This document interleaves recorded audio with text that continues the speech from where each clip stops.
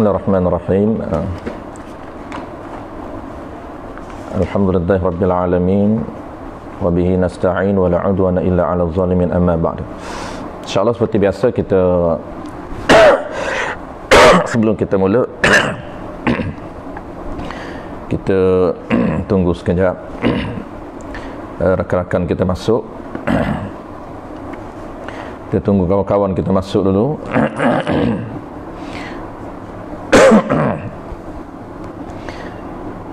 Kita dah ada 2-3 orang dah.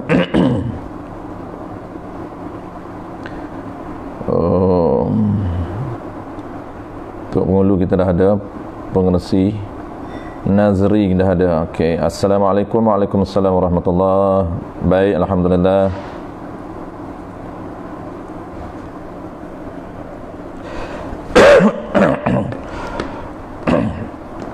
Kita tunggu sekejap 2-3 minit. Macam biasa, sementara kita menunggu, kita boleh share.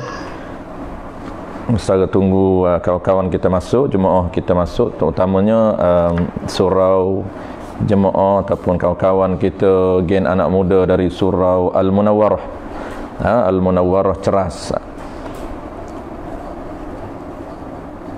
InsyaAllah hari ini kita akan settlekan tajuk Wahdaniyah, ciri yang ke-6 ini kita akan selesai hari ini.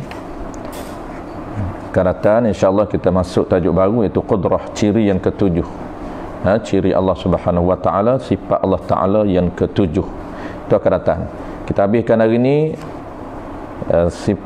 sifat Allah Ta'ala yang ke-6, iaitu Wahdaniyah, keesaan Allah Ta'ala, ataupun dipanggil satu tunggal esa. Kita akan habiskan pendetailan esa pada perbuatan Allah Subhanahu Wa Ta'ala.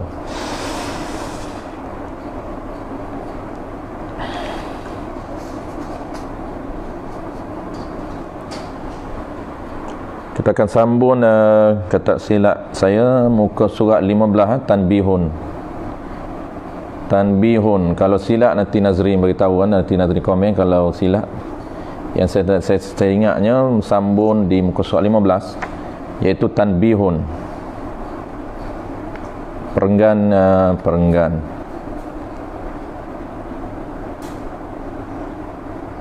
Bagi 7 dari atas, Tanbihun.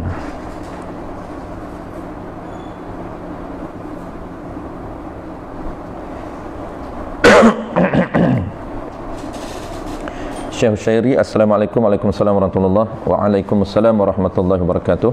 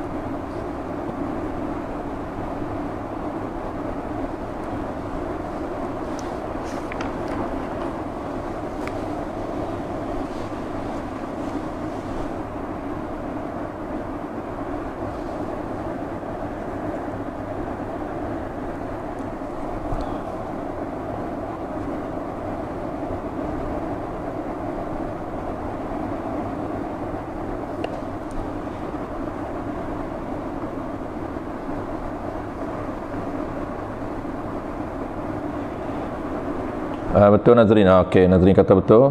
Tanbihun, barang siapa i'tiqad. Okey, kita sambung Tanbihun, barang siapa i'tiqad, muka surat 15, iaitu huraian terakhir pada bicara ataupun membincangkan tentang satu pada perbuatan Allah Ta'ala. Dari kitab kita ini, sebagaimana yang kita sebut bulan lepas ataupun minggu lepas, musannif ataupun pengarang kitab kita ini, Tuan Guru, dia mendetailkan tentang satu pada perbuatan Allah Ta'ala, berbanding dengan ada dua, itu satu pada sifat Allah dan satu pada zat Allah Ta'ala. Itu huraian yang ringkas seperti kitab-kitab lain. Tapi huraian yang agak detail dalam kitab kita ini, iaitu pembahagian wahdaniyah yang ketiga, iaitu satu pada perbuatan Allah Subhanahu wa taala. Kerana sebab inilah satu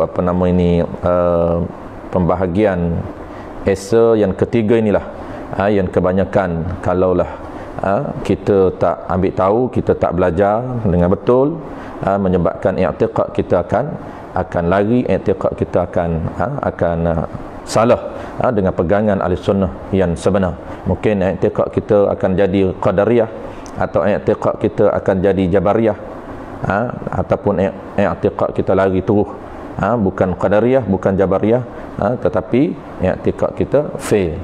Itu yang kita nak tahu. Konsep keesaan Allah Ta'ala dari segi perbuatan Allah Ta'ala. Yang kata perbuatan satu pada perbuatan Allah Ta'ala itu macam mana?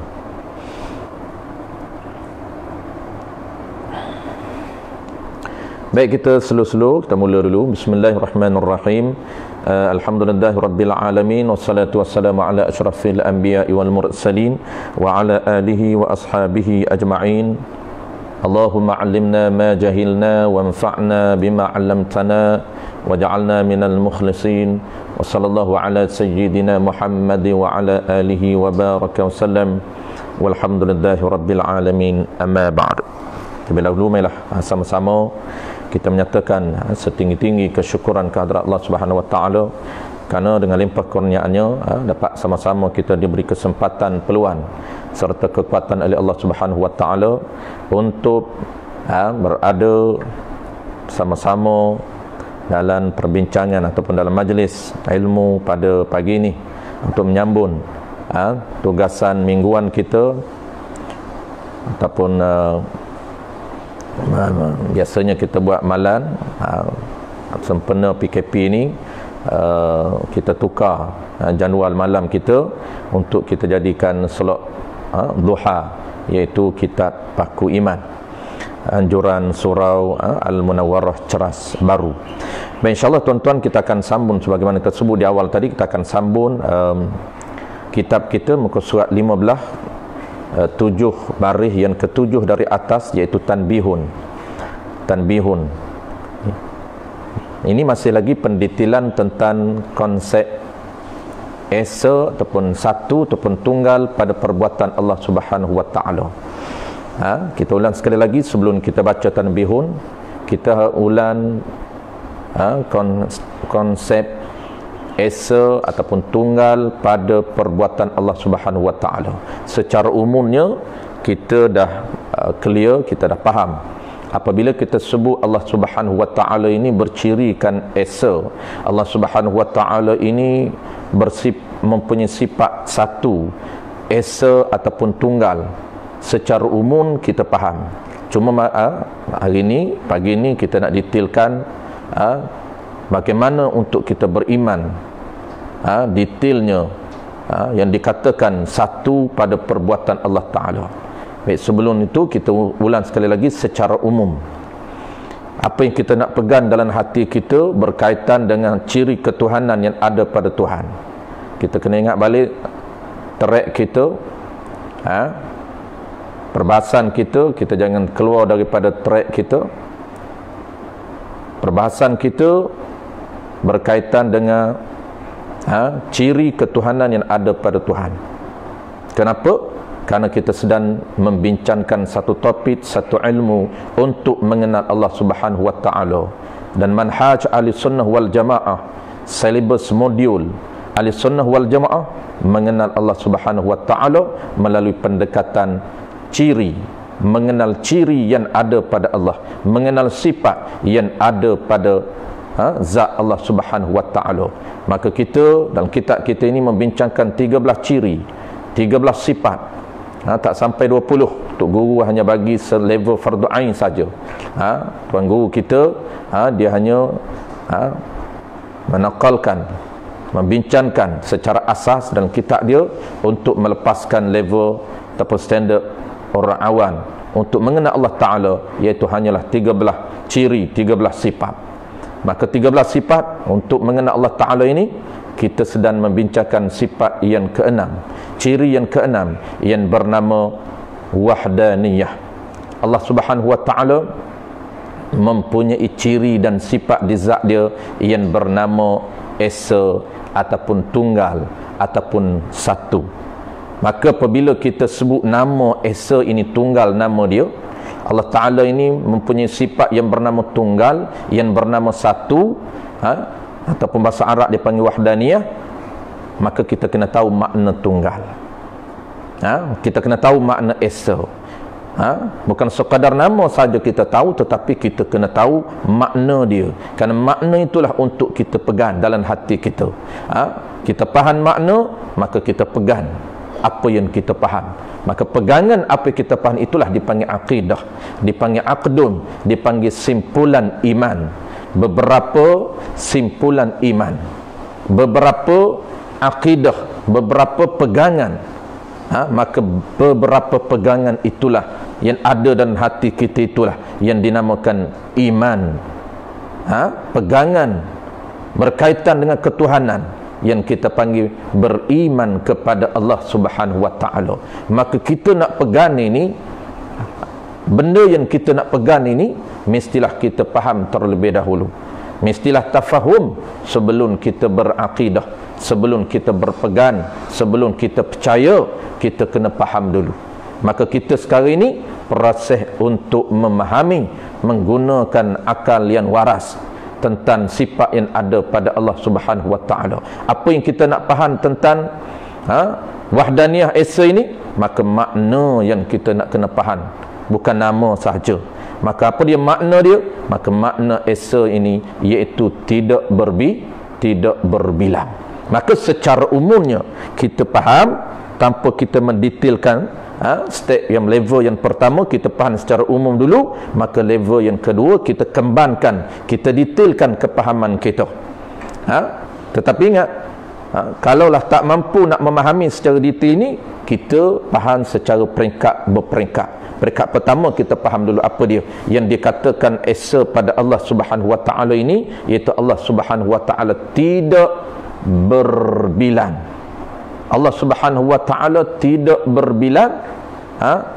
Zat Allah taala, sifat Allah taala, perbuatan Allah Subhanahu wa taala tidak berbilang. Itu saja yang kita faham. Yang dikatakan tak berbilang ini, Allah Subhanahu wa taala ini tidak berbilang dalam semua bentuk bilangan. Maka kita kembangkan. Yang kata tak berbilang secara umum saja, maka kita tak tahu bentuk-bentuk yang macam mana, kita tak faham. Maka kita nak cuba fahamkan, kita detailkan, kita kembangkan. Yang kata tak berbilang ini, satu ini, tak berbilang ini, zat Allah Ta'ala, sifat Allah Ta'ala, perbuatan Allah Ta'ala dalam semua bentuk bilangan. Sama ada bentuk bilangan itu secara bersambung ataupun bersusun ataupun berjuzuk-juzuk dalam satu benda, itu dipanggil kan muttasil. Ternafi juga bilangan dalam bentuk yang bersambung-sambung, karena kalaulah bersambung berjuzuk tetap dinamakan bilangan. Maka tak berbilang ini sama ada dalam semua bentuk, tak berbilang ini dalam semua bentuk bilangan sama ada secara bilangan yang berjuzuk-juzuk ataupun bersambung dalam satu benda, ataupun dalam bentuk bilangan secara berasingan. Mana apa? Maknanya dua atau tiga. Zat Allah dua atau tiga, sifat Allah dua atau tiga, perbuatan Allah dua ataupun tiga. Itu secara umum kita faham. Maka kita nak sambung pendetailan tentang bentuk bilangan yang kata Allah Ta'ala tidak berbilang dari sudut perbuatan Allah Ta'ala. Nak sambung satu pada perbuatan Allah. Apa makna satu pada perbuatan Allah Ta'ala? Iaitu tak berbilang pada perbuatan Allah, sama ada secara bilangan perbuatan Allah tu, bilangan dalam bentuk apa? Dalam bentuk satu tapi berkongsi dengan perbuatan yang lain. yang dinamakan dalam bahasa akidah dinamakan ternafikan muttasil pada af'al Allah. Kan muttasil pada perbuatan Allah, perbuatan yang satu ada bilangan dalam bentuk apa dia? Dalam bentuk perkongsian dengan perbuatan yang lain, perkongsian dengan perbuatan yang lain, maka ternafi kerana Allah Ta'ala satu pada perbuatan. Ataupun perbuatan Allah Ta'ala ini yang kata satu pada perbuatan ini sama ada bilangan perbuatan Allah dalam bentuk yang berasingan, ada perbuatan baharu yang sama dengan perbuatan Allah Ta'ala. Apabila kita sebut sama dengan perbuatan Allah Ta'ala, iaitu perbuatan yang memberi bekas. Kerana perbuatan Allah Ta'ala ini, apabila kita sebut perbuatan Allah Ta'ala ini, perbuatan yang memberi bekas. Kita dah sebut apa pembendaharaan kata, vocabulary, istilah. Apabila kita kata tidak memberi bekas, perbuatan yang memberi bekas, dia merujuk kepada apa? Dia merujuk kepada perbuatan yang boleh mengadakan dan boleh meniadakan. Itulah perbuatan Allah yang disebut sebagai perbuatan yang memberi bekas. Maka ternafi bilangan perbuatan Allah dalam bentuk bilangan secara berasingan. Ada perbuatan lain, ada perbuatan baharu yang sama power, yang sama perbuatan dengan Allah, iaitu perbuatan sama-sama memberi bekas. Perbuatan baharu boleh mengada dan meniada, perbuatan Allah boleh mengada dan meniada. Maka mustahil. Kenapa? Kerana Allah dia bersifat satu pada perbuatan. Dia tidak berkongsi dengan perbuatan yang lain, dan perbuatan Allah tidak ada perbuatan yang lain boleh menandingi perbuatan Allah. Yang sama level dengan perbuatan Allah, yang sama power dengan perbuatan Allah. Apa makna sama power? Sama-sama boleh memberi bekas. Apa makna sama-sama boleh memberi bekas? Sama-sama boleh mengada, ijad wa idamuhu, dan boleh meniadakan. Itu apa yang kita pegang. Baik, kita nak sambung pendetailan Tuan Guru. Qala al-musannif rahimahullahu ta'ala,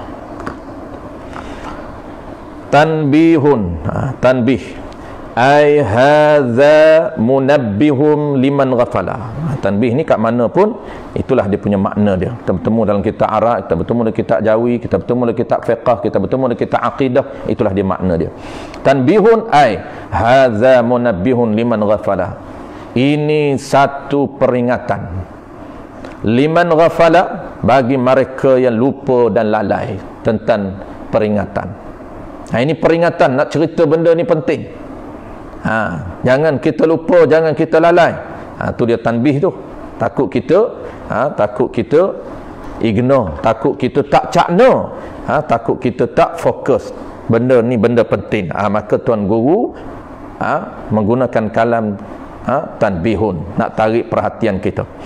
Barang siapa i'tiqad, barang siapa i'tiqad yang baharu itu, barang siapa pegang dalam hati, itu mana i'tiqad. Barang siapa yang pegang dalam hati dia yang baharu itu, memberi bekas. Yang baharu itu, perbuatan baharu itu memberi bekas. Memberi bekas itu dengan tabiatnya, perbuatan baru. Tabiatnya, dia boleh memberi bekas secara tabiat dia, secara semula jadi, secara nature. Tu. Siapa yang i'tiqad, i'tiqad ni pegang dalam hati dia. Siapa yang percaya dan hati dia, dia percaya dan hati dia, percaya tu dengan perkara yang tidak sebenar. Tu nak kena mengaji tu baru tahu hak mana perkara betul nak pegang. Kalau tak mengaji memang dia akan pegang ikut dam lah. Tu pegang dalam hati, orang panggil i'tiqad, orang panggil akidah. Pegang dalam hati tentang Allah, kalau salah bahaya. Ini kita duk bincang ni, pegangan berkaitan dengan sifat perbuatan Allah Ta'ala. Bahaya. Terkadang boleh membinasakan akidah kita, terkadang boleh membawa kepada kufur.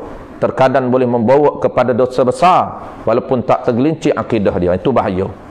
Macam Jabariyah, pegangan Qadariyah, berkaitan dengan af'al Allah Ta'ala, itu termasuk dosa besar walaupun tidak, kata ulama, tidak termasuk berada pada level kufur. Tapi kalaulah silap pegang boleh membawa kepada kufur, dan paling ringan silap pegangan dan hati dia tetan perbuatan Allah ini boleh membawa kepada dosa besar. Apa dia pegang? Pegangan dalam hati dia apa dia? Perbuatan baharu itu memberi bekas. Ni apabila sebut memberi bekas dalam kitab Jawi kita faham, iaitu memberi bekas ni memberi kesan. Kesan apa dia? Boleh mengada dan boleh meniada. Perbuatan baharu itu sama dengan perbuatan Allah Ta'ala. Mana dia? Ada bekas ni. Boleh memberi bekas dengan tabiat dia. Tabiat perbuatan baharu itu. Artinya yang kata tabiat, memberi bekas dengan tabiat tu apa makna dia? Artinya, arti memberi bekas dengan tabiatnya, tabiat yang baru itu boleh memberi bekas dengan sendirinya sendiri benda tu. Boleh memberi kesan dengan sendirinya sendiri benda tu. Tidak ada campur tangan, tidak ada kaitan dengan Allah Ta'ala. Ini yang kata pegangan bahaya. Dia tak nampak dalam perbuatan baharu itu ada konsep keesaan pada perbuatan Allah Ta'ala. Dia tak nampak. Kenapa? Kerana tidak ada maklumat, ataupun dia tersilap ambil maklumat. Kerana kita nak faham ini kena ada maklumat dulu. Sebab tu jangan tersilap cari maklumat. Nak akidah ini carilah maklumat yang betul, maklumat yang sahih, ikut manhaj kita akidah ahli sunnah wal jamaah. Jangan ikut akidah Jabariyah, jangan ikut akidah apa nama ni Jabariyah Qadariyah, jangan ikut akidah Salafi Wahabi. Jangan. Kita ada manhaj kita sendiri, kita ada selebah kita sendiri, kita ada modul kita sendiri, iaitu ahli sunnah wal jamaah. Carilah. Ini bahaya ni antara pegangan sendiri. Tidak ada kaitan dengan Allah Ta'ala, tidak ada campur tangan dengan perbuatan Allah Ta'ala. Dia ternafi keesaan perbuatan Allah Ta'ala dalam perbuatan baharu. Dia nampak hanya perbuatan baharu total. Mana dia? Contoh. Tak bagi contoh lagi. Boleh memberi bekas dengan sendirinya sendiri benda itu. Boleh memberi bekas tu. Ni sebuah mana? Pada menjadikan atau meniadakan. Yang kata boleh memberi kesan tu pada menjadikan sesuatu benda ataupun meniadakan suatu benda. Nak jadi satu benda secara tabiat, secara nature. Bukan Allah Ta'ala buat. Tak nampak Allah Ta'ala buat pun. Mana contoh? Seperti i'tiqad nasi yang menjadikan kenyang. Kenapa kenyang ni? Dia tak nampak perbuatan Allah beri kenyang. Dia nampak kerana nasi. Tu tak ada nasi, dia kata lapar. Tak makan nasi berlapar kita. Tak ada beras rumah kita lapar kita. Tapi cakap pada adat tak salah lah. Kita pun duk bercakap pada adat. Tapi kita nak faham ni pada hakikat. Kerana percakapan kita seharian kita ini ada pada adat, ada pada hakikat. Ada pada majaz, ada pada ada pada hakikat kalam dan majaz kalam. Kalam majaz. Tapi kalau orang yang tidak ada info, tidak ada maklumat, tidak ada ilmu, dia bercakap real. Apa yang dia ucap itulah yang realnya. Maka dia kata kalau tak makan maka lapar. Nasi, dia pegang nasi yang menjadikan kenyang. Siapa yang mencipta, menjadikan perbuatan kenyang itu? Nasi yang dia i'tiqad. Air yang menjadikan haus, yang menghilangkan haus, air. Waktu kena minum air. Tak minum air, haus. Tak minum, haus. Minum air, hilang haus. Kenapa? Kerana air yang boleh menghilangkan haus, menghilangkan dahaga kita. Itu yang dia pegang dalam hati dia. Sedangkan itu ada asbab yang Allah Ta'ala buat. Asbab saja. Jangan kita nampak asbab saja. Kita kena nampak hakikat. Yang memberi hilang dahaga itu Allah Ta'ala dengan sebab air. Tetapi sebab itu tidak memberi bekas. Air itu tidak boleh memberi bekas. Allah Ta'ala yang memberi bekas, yang mencipta, yang menjadikan kenyang. Allah Ta'ala yang menjadikan kenyang kepada kita. Sebab tu orang tak makan sebulan boleh hidup, tak lapar. Ada orang tak makan nasi boleh kenyang. Kerana kenyang bukan nasi, bukan perbuatan nasi. Kerana haus, dahaga, hilang dahaga itu bukan perbuatan air. Tetapi orang yang tak tahu ini, dia i'tiqad betul nasi yang menjadikan kenyang dan api yang menjadikan hangus. Yang menjadikan hangus itu apa dia? Api, kekuatan kekuatan api. Dan pisau yang menjadikan luka. Kenapa luka ni? Dengan sebab pisau ni lah. Tajam yang ada pada pisau itu. Pisau itu dia ada sifat dia. Apa dia sifat dia? Sifat yang ada pada pisau itu tajam. Maka tajam itu sifat yang ada pada pisau. Apabila dia bersifat dengan tajam, dan tajam itu sifat ma'ani yang ada pada pisau, dia berhajat kepada, dia bertakluk. Tiap-tiap sifat ma'ani dia ada takluk. Maka apa takluk tajam ini? Memotong. Dengan sebab ada sifat tajam yang ada pada pisau itu, dia boleh memotong. Maka memotong ini perbuatan apa? Perbuatan pisau, bukan perbuatan Allah Ta'ala. Itu dia pegang. Maka itulah pegangan yang salah, yang boleh membawa kepada kufur. Kerana tajam yang ada pada pisau itu pun sifat yang Allah Ta'ala buat. Perbuatan memotong itu juga yang perbuatan Allah Subhanahu wa Ta'ala. Kerana sifat baharu ini, perbuatan gerak dan diam baharu ini, kedua-duanya ini berada dalam konsep, berada dalam keesaan af'al Allah Ta'ala. Allah Ta'ala yang buat sifat baru, Allah Ta'ala yang buat perbuatan gerak dan diam baharu. Cuma keluar daripada baharu, maka nisbah usaha dan ikhtiar. Tu kita dah bahas minggu lepas.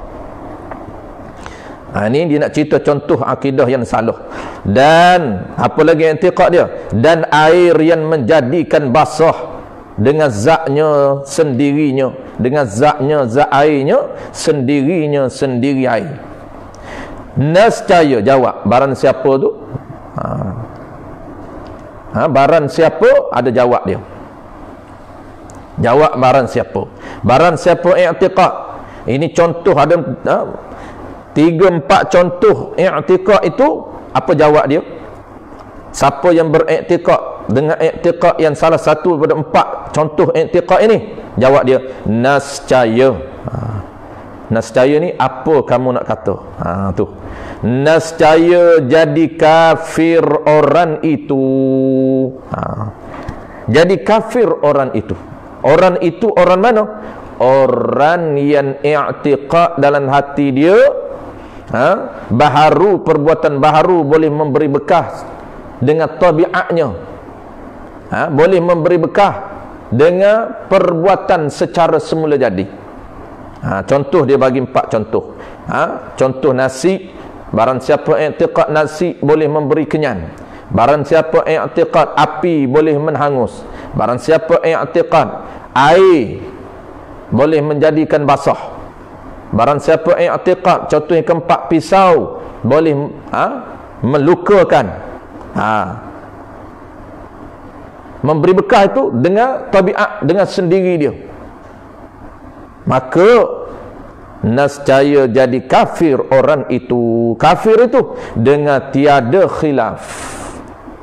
Tiada khilaf di kalangan ulama. Kalaulah beriktikad begini, kafir dengan tiada khilaf, wal a'yadzu billah. Ini berhajat sangat kepada ilmu tauhid, nak mengelakkan daripada kita kekal di dalam neraka.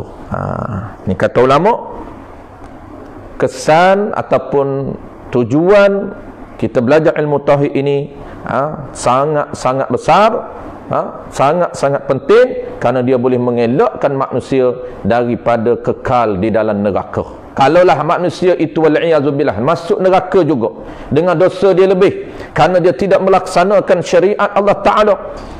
Dia tidak melaksanakan kewajipan dalam fiqh, kewajipan furu'i, dia tinggal kewajipan furu'i, menyebabkan pahala dia kurang, dosa dia lebih, dia akan direjan oleh Allah Ta'ala dalam neraka wal'iyadzubillah. Tetapi oleh kerana wajib usuli dia, perintah usuli, perintah beriman kepada Allah dia, dalam hati dia iman yang sempurna, iman yang betul, pegangan dia tentang ketuhanan yang betul, menyebabkan dia tidak akan kekal di dalam neraka.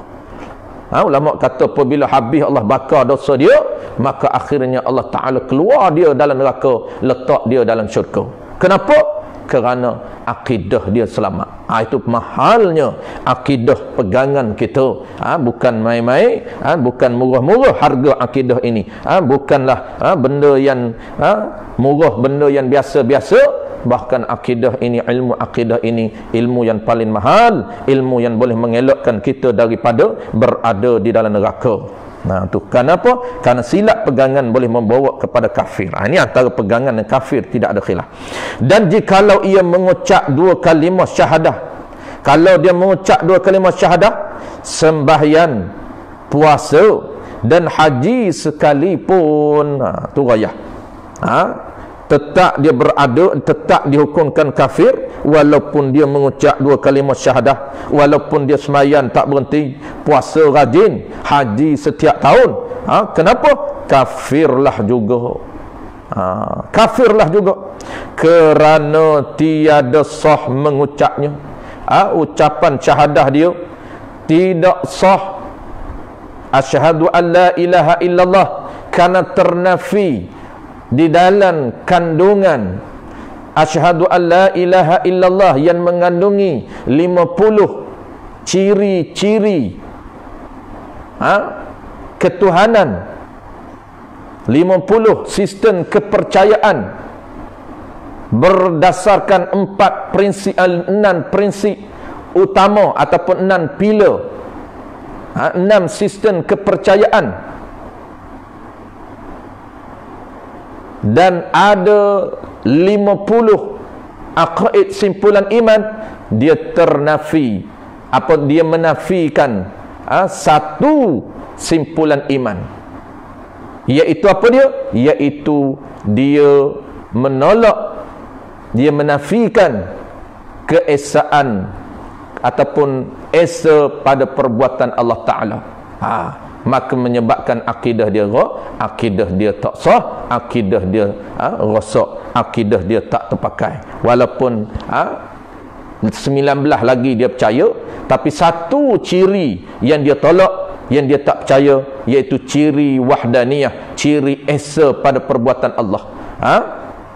Dia kata, dia beriktikad, berpegang baharu ada perbuatan secara semula jadi yang tidak berada dalam kekuasaan keesaan perbuatan Allah.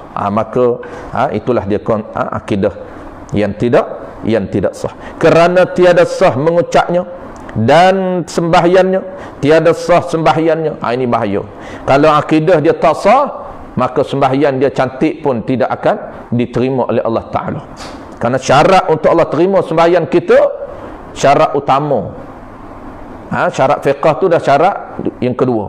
Syarat utama mesti sah akidah dia, barulah syarat kedua itu syarat dalam fiqh. Syarat pertama kena sah akidah, bahawa Allah Ta'ala terima ibadat sembahyang kita, dan haji dan puasanya, dan tidak sah puasanya, dan hajinya dan tidak sah hajinya. Kenapa tidak sah?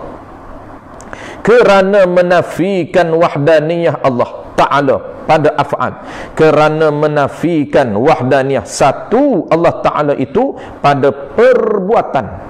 Sedangkan kita berpegang dalam hati kita, apabila kita baca qul huwallahu ahad, Allah Ta'ala itu esa, Allah itu satu, Allah itu tunggal. Apa makna tunggal? Apa makna esa? Tidak berbilan pada zat, tidak berbilan pada sifat, tidak berbilan pada perbuatan. Itu kita pegang. Apa dia tak berbilan pada perbuatan Allah ini? Perbuatan Allah ini dia tidak sharing, dia tidak berkongsi dengan perbuatan lain. Allah menjadikan kenyan, dia tidak berkongsi dengan benda lain. Dan atau perbuatan Allah ini tidak ada perbuatan yang lain boleh menandingi ataupun sama dengan perbuatan Allah. Sama boleh memberi berkah. Allah boleh menjadi kenyan, perbuatan baharu boleh menjadi kenyan. Tidak ada. Itu makna satu. Tiba-tiba ada orang i'tiqad nasi boleh memberi kenyan. I'tiqad air boleh menghilangkan dahaga. Maka itulah i'tiqad ataupun menafikan wahdaniyah esa pada perbuatan Allah Ta'ala. Adapun orang yang i'tiqad yang baharu ini memberi bekah dengan quwwah, ini yang kedua. Ini golongan i'tiqad yang salah yang kedua. Yang pertama, golongan i'tiqad yang mengiktikad perbuatan baharu memberi bekah secara semula jadi tanpa ada hubung kait dengan perbuatan Allah, itu jelas hukumnya kafir dengan tiada khilaf. Kerana apa? Kerana mereka menafikan wahdaniyah ataupun esa pada perbuatan Allah Ta'ala. Satu. Yang kedua tu gua nak cerita pula, musannif pengarang kitab nak cerita, adapun ni muqabil.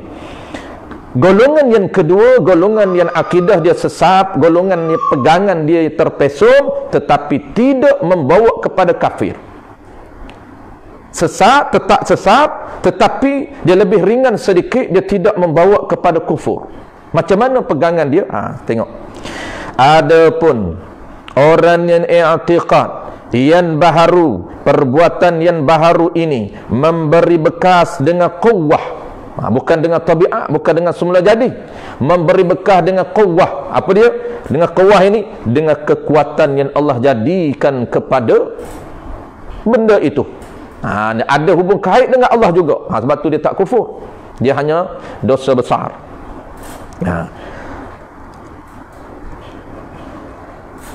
I'tiqad yang baharu, perbuatan yang baharu ini memberi bekas dengan quwwah, dengan kekuatan yang Allah Ta'ala jadikan padanya, pada kekuatan itu. Mana dia contoh? Seperti ia i'tiqad nasi memberi bekas. Apabila sebut memberi bekah, kita faham apa dia. Nasi tu boleh mengenyangkan, tapi ada kaitan dengan Allah. Apa dia? Nasi memberi bekah jadi kenyang dengan quwwah, dengan kekuatan yang Allah Ta'ala jadikan padanya, pada nasi. Dia i'tiqad yang kenyang tu nasi. Adakah total dia i'tiqad nasi memberi kenyang secara tabiat, secara semula jadi, tidak ada kaitan dengan Allah? Iaitu i'tiqad golongan pertama yang kufur, tidak ada khilaf. Yang kedua ini dia lebih ringan, dia tidak membawa kepada kufur, dia hanya dosa besar. Apa dia? Dia i'tiqad nasi ataupun perbuatan baharu boleh memberi bekas dengan quwwah, kekuatan yang Allah cipta kepada mereka. Contoh macam mana? Contohnya dia i'tiqad nasi ini boleh memberi kenyang dengan apa? Dengan quwwah, kekuatan yang Allah cipta kepada nasi. Allah buat kekuatan itu. Allah Ta'ala buat kekuatan. Kekuatan apa tu? Kekuatan yang memberi kenyang. Tu.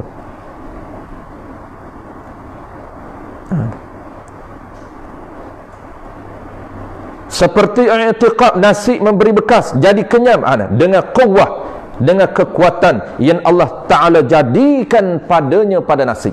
Apa kekuatan itu? Kekuatan memberi kenyang.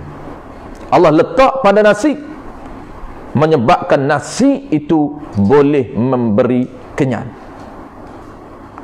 Maka dia i'tiqad nasi memberi kenyang dengan quwwah, dengan kekuatan nasi. Pisau boleh menajam, melukakan. Pisau boleh memotong dengan kuwah, dengan sifat tajam yang ada pada pisau. Nampak tak? Sedikit saja beza.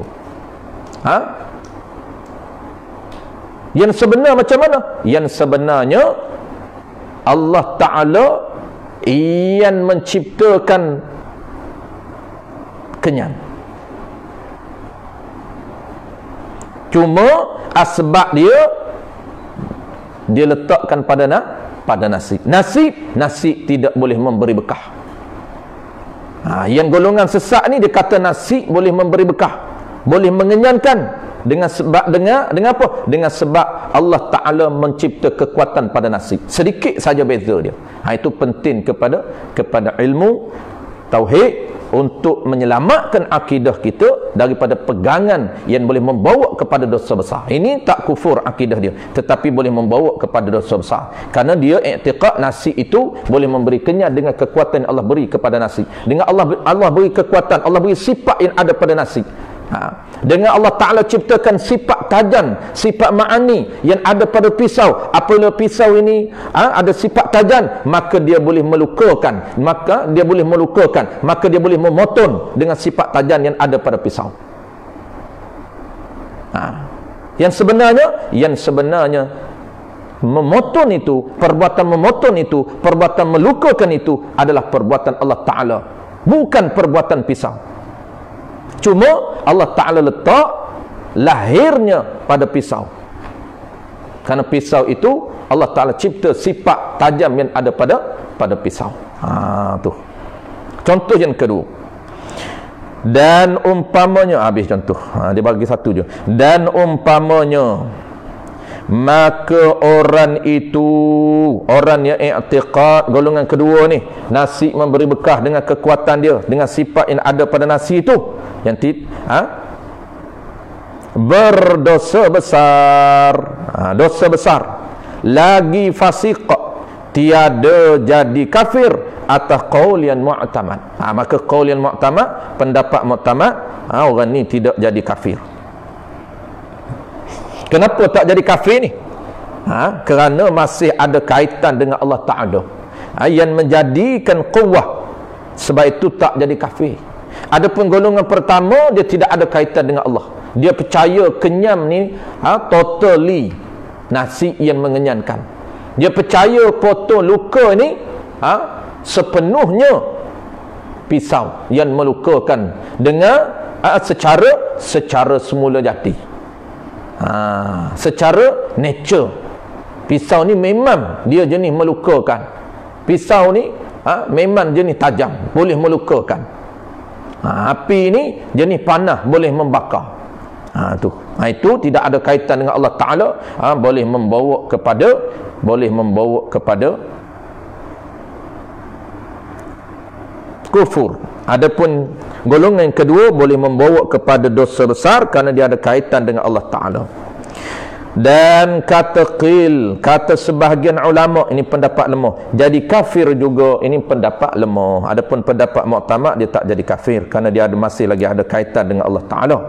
Dan dipaham daripada wahdaniyah Allah Ta'ala, Allah Ta'ala itu wajib, ini wajib akal, bukan wajib syarak, wajib baharu sekalian alam. Wajib baharu sekalian alam, wajib akal. Dengan makna apa? Dengan makna mesti sekalian alam itu bersifat baharu. Alam itu baharu. Alam itu baharu. Baru apa? Baru ada. Dulu tak ada, sekarang ada. Nisbah baru ada. Itu dipanggil baharu. Dan mustahil ada sesuatu daripada alam itu qadim. Mustahil. Alam itu ada yang qadim. Baharu itu kerana dia baharu, dia ada mula. Baharu ni sifat dia ada mula. Ada mula sifat baharu. Adapun sifat Allah, sifat qadim, zat Allah Ta'ala ni dia tidak ada mula. Sifat Allah Ta'ala dia tidak ada mula. Allah Ta'ala ini bersifat dengan qidam, sedia kala. Apa makna sedia kala? Tidak ada permulaan. Baik. Mustahil, tiada, mustahil ada sesuatu daripada alam itu qadim. Dan mustahil lawannya, lawan wahdaniyah, iaitu tiada satu Allah Ta'ala pada zat. Mustahil. Berbilan Allah Ta'ala pada zat, mustahil. Sama ada tu berbilan tu dalam bentuk yang muttasil ataupun berbilan itu dalam bentuk yang munfasil. Tu kita dah faham dah konsep bilangan. Konsep bilangan ni ternafi bentuk. Ternafi bentuk ini sama ada bentuk itu bentuk secara bersambung, berjuzuk. Kalau ke bahasa Kelantan dia panggil berkapuh. Itu bahasa petani, bahasa Kelantan, berkapuh. Kita tak faham lah. Orang KL tak faham lah berkapuh apa ya. Berkapuh, berjuzuk, bersambung. Dalam satu tu dia bersambung, dalam satu tu berjuzuk, dalam satu tu dia berkapuh-kapuh. Satu kita pada pada zahir satu, tapi pada hakikat tak satu apabila berkapuh. Pada hakikatnya tak satu apabila berjuzuk. Allah Ta'ala mustahil. Mustahil Allah Ta'ala ini ada bilangan pada diri dia. Sama ada bentuk bilangan yang kita dah bahas, sama ada bentuk bilangan itu secara bersambung ataupun bentuk bilangan itu secara berasingan. Ada zat yang lain yang sama dengan Allah. Allah dua, Allah tiga, Trinity dan sebagainya. Itu ternafi. Tak perlu menafi, ternafi dia. Lain menafi lain, ternafi lain. Dan dia ternafi di zat Allah Ta'ala, iaitu tiada satu Allah Ta'ala pada zat. Itu mustahil. Lawan wahdaniyah itu tak berbilang. Dan mustahil satu Allah Ta'ala pada sifat. Sifat Allah juga tak berbilan. Itu dia panggil mustahil banyak tu. Mustahil berbilan. Kerana sifat Allah Ta'ala ni wajib dia tak berbilan. Mustahil berbilan. Sama ada dalam bentuk bilangan muttasil ataupun munfasil, kedua-dua bentuk bilangan itu ternafi. Dan pada segala perbuatannya, perbuatan Allah Ta'ala, segala perbuatan Allah Ta'ala juga tidak berbilan. Tidak ada dua dan tidak ada tiga. Peganglah kemah-kemah dalam hati kita. Tidak ada perbuatan yang baharu yang bersharing dengan perbuatan Allah. Tidak ada perbuatan baharu yang sama dengan perbuatan Allah. Perbuatan yang memberi berkah. Jangan nampak perbuatan kita, jangan nampak perbuatan baru. Nampaklah perbuatan Allah. Ini penting ilmu akidah sebagai asas, sebagai tangga untuk menolak keakuan dalam diri kita. Apabila kita belajar kitab tasawuf, maka bertemu dalam perbicaraan ananiyah. Yang kita nak kena buang dalam diri kita sifat ananiyah, sifat keakuan.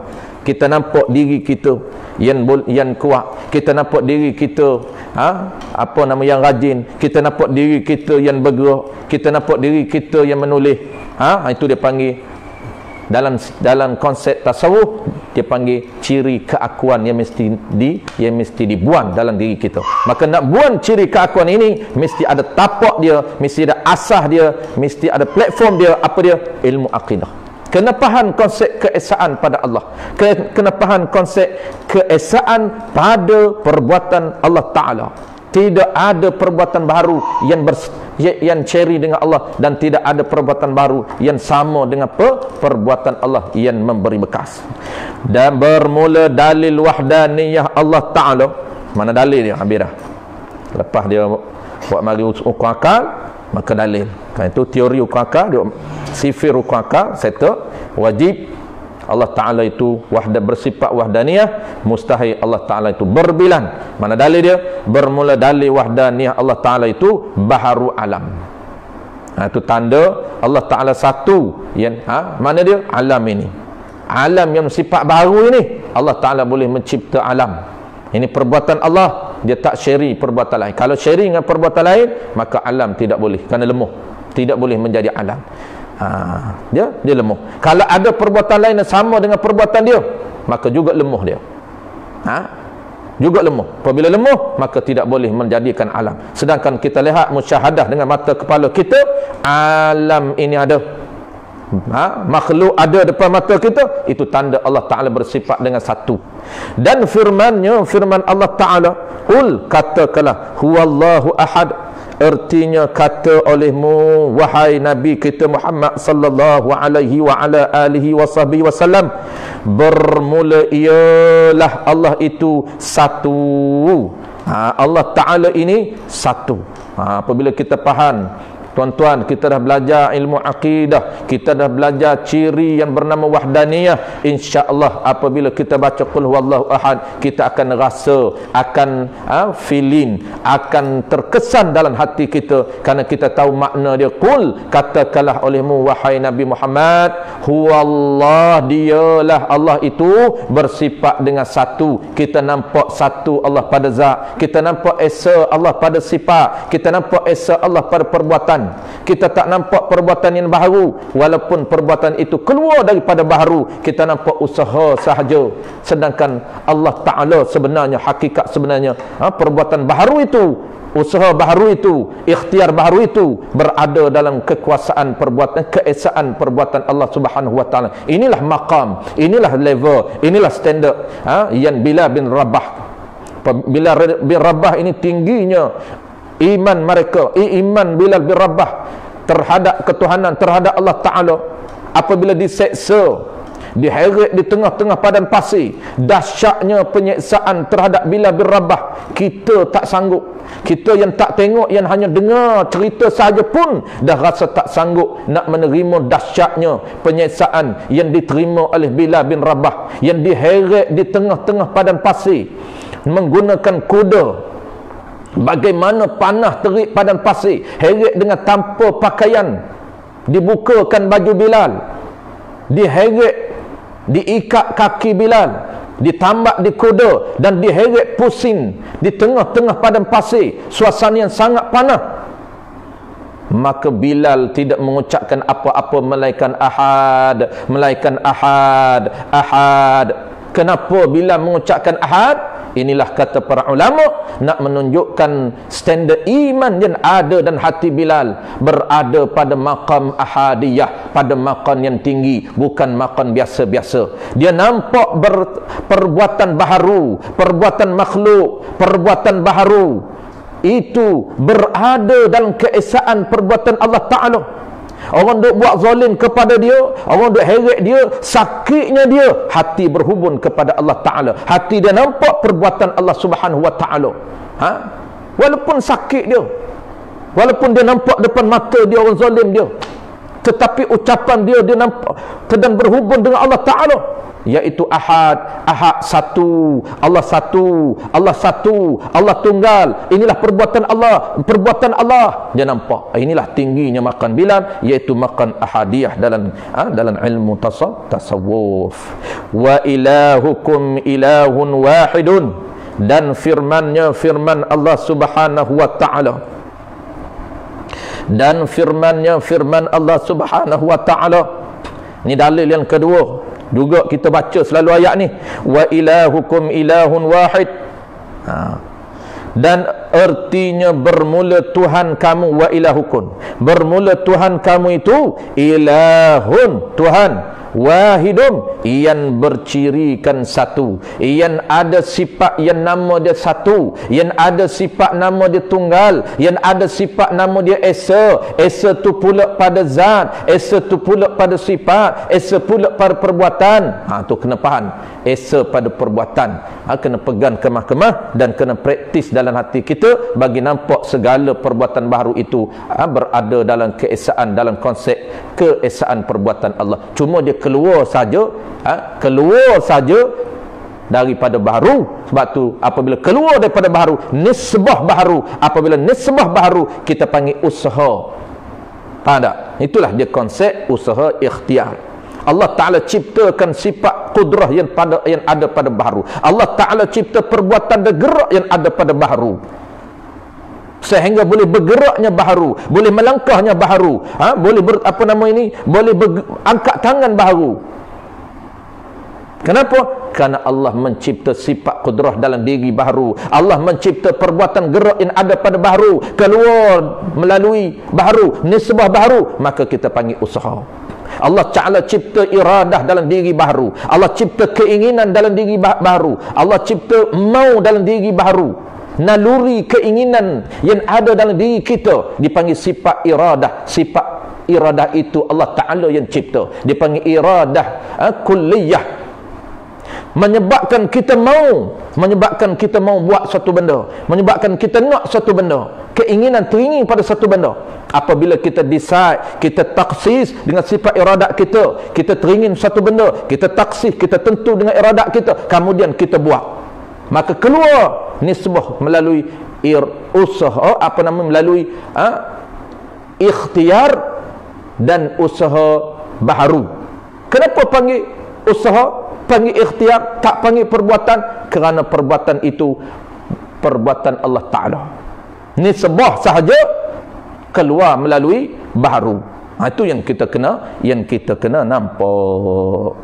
Wallahu a'lam. Ketujuhnya qudrah, masuk tajuk baru dan masuk komponen sifat baru, iaitu sifat ma'ani. Ini antara sifat yang perlu untuk kita faham betul-betul. Sifat ma'ani 7 kita baru nak mula masuk, insya-Allah minggu akan datang kita mula masuk sifat yang ketujuh, sifat ma'ani. Dah settle dah tuan-tuan, kita dah settle bincang 6 sifat dan 5 sifat talbiyah, 1 sifat nafsiyah. Tuan-tuan dah maklum 20 sifat ini. Untuk memudahkan kita faham, ulama bahagikan ciri Allah Ta'ala ini kepada 4 komponen, kepada 4 ciri yang besar. Pertamanya, nama dia adalah sifat nafsiyah, ada 1 sahaja wujudun. Komponen yang kedua, sifat yang kedua, nama dia ialah salbiyah. Ada 5 sifat yang berada dalam kategori sifat salbiyah. Kenapa ulama bagi macam ni tuan-tuan? Untuk memudahkan kita faham. Apabila salbiyah, tuan-tuan nak terjemah, nak tahu makna dia, refer balik kepada makna salbiyah. Jangan lupa. Kerana 5 ini makna dia adalah salbiyah. Makna dia tak. Bermula qidam, baqa, mukhalafatul hawadi, qiyamuhu binafsi. Yang kelimanya wahdanya. Kesemuanya kelima-lima ini makna dia tak. Itu salbiyah. Qidam, tidak ada permulaan. Qidam, apa makna sedia kala? Sedia kala terjemahan. Apa makna dia? Tuan-tuan kena faham makna. Jangan kita faham terjemahan sahaja. Qidamun, terjemahan. Allah bersifat dengan sedia kala. Apa makna kita nak pegang hati kita? Allah ini, adanya Allah Ta'ala, tidak ada mula bagi adanya diri dia. Tak ada mula. Itu ciri dia. Ciri kita ada mula. Saya mula berada di Taman Desa Jenderam Hile pada bulan 11 2019. Tengok ciri saya, ada mula. Tetapi Allah Ta'ala konsep dia salbiyah. Ada konsep yang tidak ada pada diri dia. Ada ciri yang tak pada ciri yang ternafi pada diri Allah Ta'ala. Tidak ada mula bagi adanya diri Allah. Yang keduanya baqa. Baqa kekal, terjemahannya kekal. Apa makna kekal? Kekal makna dia tidak ada penhujung. Tak binasa. Tidak ada penhujung bagi adanya Allah. Itu dipanggil kekal selama-lamanya. Khalidina fiha abada. Kekal di dalam syurga selama-lama. Tetapi kita kekal di syurga tu dia panggil kekal zamani. Tetapi Allah ni kekal baqa ni dia panggil baqa zati. Baqa yang sebenar. Baqa yang sebenar-benar, kekal yang sebenar-benar Allah Ta'ala, kekal yang tidak menerima binasa. Dia panggil tak binasa. Tidak ada penhujung bagi ada Allah. Ringkas dia tak binasa. Apa makna tak binasa? Ada dia selama-lama. Kerana dia bersifat tak terima binasa. Dia tak binasa. Tak penhujung. Tidak ada hujung bagi adanya dia. Itu 2. Yang ketiga apa? Mukhalafah. Tak juga. Mukhalafatul hawadith. Tak sama. Apa makna, apa dia terjemahan mukhalafah? Mukhalafatuhu lil hawadith. Mukhalafah. Allah ini bersalahan dengan yang baru. Apa makna bersalah dengan baru? Allah tak sama dengan baru.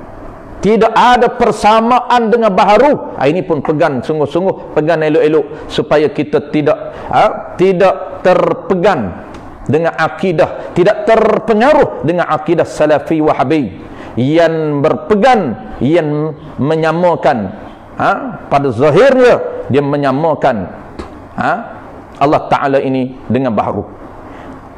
Baik, Allah Ta'ala tidak sama dengan baharu, tak sama. Dan qiyamu binafsih, sifat yang keempat, tak juga. Allah Ta'ala ini tak berhajat kepada baharu, dengan dua makna yang kita dah bahas. Dan yang terakhir hari ini wahdaniyah, ciri salbiyah yang terakhirnya ialah Allah Ta'ala tak berbilan. Maka kesemuanya 5 ciri ini kita nak faham dia dengan makna tak.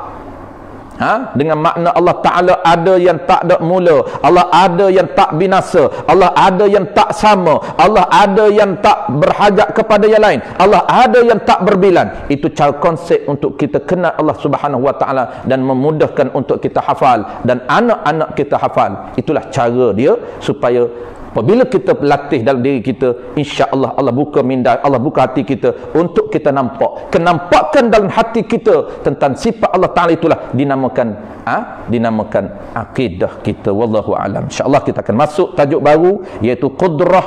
Qudrah ni mula masuk tajuk baru. Ini tajuk penting, iaitu tajuk ma'ani. Sifat ma'ani, sifat yang jenis ada. Adapun 5 sifat itu ataupun 6 sifat itu, dia termasuk dalam amrun iktibari, yang bukan boleh nampak, yang bukan boleh trace di zat Allah Ta'ala. Kalau Allah Ta'ala buka kasyaf kita di syurga nanti tuan-tuan, maka kita tak boleh nampak 5 sifat ini. Tak boleh nampak Allah bersifat dengan tak ada mula, tak boleh nampak di zat Allah, Allah tak hilang, tak binasa, tak boleh nampak. Yang nampak di zat Allah Ta'ala hanyalah ciri ataupun sifat yang berada dalam kategori ma'ani 7. InsyaAllah kita akan mula minggu depan. Konsep dia macam kita selalu kita sebut perbandingan dia, konsep sahaja. Nak faham ni macam kita. Tuan-tuan tengok saya ni ciri ada mula. Ciri saya ni ada mula dan ada expire. Tu ciri kita. Ciri tuan-tuan pun sama, ciri saya pun sama. Saya ada mula. Mula saya 50 tahun dulu. Mula saya 45 tahun dulu. Tetapi kalau kita tengok tak tahu. Cuma ada kesan aja. Tengok tuan-tuan nampak gaya ni dah 50 tahun dah hidup. Tengok saya tuan-tuan kata ustaz ni nampak gaya, tengok ni ada ciri-ciri 46, 47 dah gayanya. Itu ada mula. 47 tahun dulu kita mula, 45 tahun dulu kita mula, 50 tahun dulu kita mula. Itu ciri. Tapi ada tak ciri boleh nampak tak? Ada mula kita tak nampak. Sama dengan konsep salbiyah yang jenis tak di zat Allah Ta'ala juga kita tak boleh nampak. Sama dengan konsep salbiyah yang ada pada kita. Manusia pun ada salbiyah. Saya tak perempuan, saya tak khonsa, saya tak tinggi, saya tak tu. Tak? Tu tak boleh nampak. InsyaAllah yang kita akan bahas minggu depan untuk tajuk yang lebih advance sikit, iaitu kenapahan jenis takluk. Wallahu a'lam. Terima kasih kepada tuan-tuan yang join, teman-teman kita, rakan-rakan kita yang join hari ini, terutamanya grup-grup daripada jemaah kita, jemaah surah Al-Munawwarah. Hari ini kita anjuran surau gen anak muda surah Al-Munawwarah.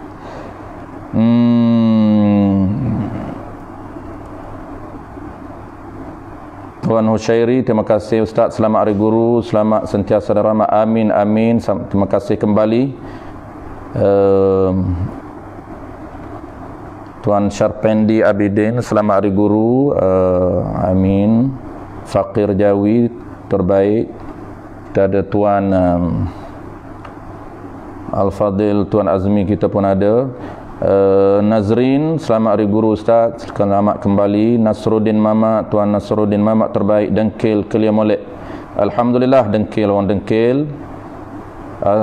Ustaz Roy kita daripada Putrajaya, ada orang sepinggan nasi dah kenyang, ada orang 3 pinggan baru kenyang, padahal nasi yang sama. Ya betul. Baik-baik. Dan yang lain saya tak sempat baca. Terima kasih semua yang join. Mudah-mudahan kita diberi keberkatan oleh Allah Subhanahu Wa Taala, dan mudah-mudahan kita digandakan amalan kita, walaupun amalan kita sedikit, amalan kita kerdil, amalan kita ni dhaif sangat tuan-tuan. Kita doakan mudah-mudahan amalan mengaji kita, amalan talaki kita pada hari ini, walaupun sedikit, walaupun tak berapa cantik, tetapi mudah-mudahan kita minta doa Allah jadikan amalan kita ini amalan yang terbaik di sisi Allah Ta'ala. Allah Ta'ala jadikan ikhlas kepada hati kita, ikhlas belajar semata-mata kerana Allah, dan apa saja perbuatan kita minta dengan Allah supaya Allah jadikan ikhlas semata-mata kerana Allah Subhanahu Wa Ta'ala. Dan doalah banyak-banyak sempena 7 hari lagi tuan-tuan, kita berada pada pecutan Ramadan yang terakhir, berbaki hanya 7 hari lagi. Lipatkanlah ganda kita, perbanyakkanlah amalan terbaik kita. Mudah-mudahan Allah beri kekuatan pada kita untuk melipat gandakan segala amalan baik, baca Qurannya, sedekahnya, talakinya, apa saja amalan tuan-tuan. Mudah-mudahan kita doakan Allah Ta'ala lipat gandakan pahala kita, dan Allah anugerahkan untuk anugerah ataupun rezeki kepada kita untuk bertemu dengan malam Lailatul Qadar yang sangat-sangat lumayan pembayaran yang Allah janjikan. Wallahu a'lam. Bismillahirrahmanirrahim. Alhamdulillahirabbil alamin. Wassalatu wassalamu ala asyrafil anbiya'i wal mursalin wa ala alihi wa ashabihi ajma'in. Allahumma inna nas'aluka ridhaka wal jannah, ridhaka wal jannah, رضاك والجنة، ونعوذ بك من سخطك والنار. اللهم إنك عفو كريم تحب العفو فاعف عنا وعن والدينا وعن جميع المسلمين والمسلمات برحمتك يا أرحم الراحمين. اللهم فقهنا في الدين وعلمنا التأويل واجعلنا من العلماء العاملين واجعلنا من المخلصين. وصلى الله على سيدنا محمد وعلى آله وبارك وسلم. والحمد لله رب العالمين. تقبل الله منكم يا كريم.